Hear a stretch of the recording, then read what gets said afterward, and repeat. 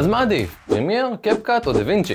אז ככה, לא זה, לא זה ולא זה. בואו נעשה סדר. בתור עורך וידאו שערך בלא מעט תוכנות עריכה, וביניהם שלושת אלה, אני יכול להגיד לכם שפרימייר היא הסטנדרט היום. היא הכי מוכרת, היא הכי ותיקה, מכילה מלא פיצ'רים שאתם ממש לא צריכים לעריכת סרטוני תוכן, ויש לה ממשק מיושן, מסורבל ומאוד לא אינטואיטיבי. אחריה, ב-2004 יצא דווינצ'י ריזולב, שגם איתה אתם יכולים להסתבך כי מדובר על תוכנת עריכה מאוד מתקדמת, הרבה מעבר למה שאתם צריכים. ומהניסיון שלי, התמיכה בעברית בכתוביות לא עבדה 100%.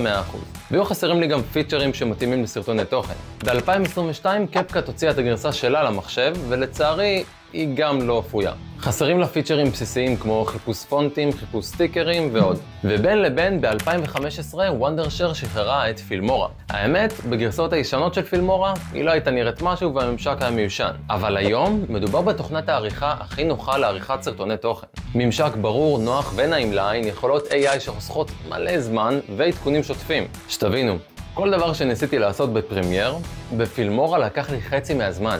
אפילו יצאו לסרטון, ובגרסה החדשה הם הולכים אפילו יותר להתמקד על סרטוני תוכן, אז זה הולך להיות מעניין.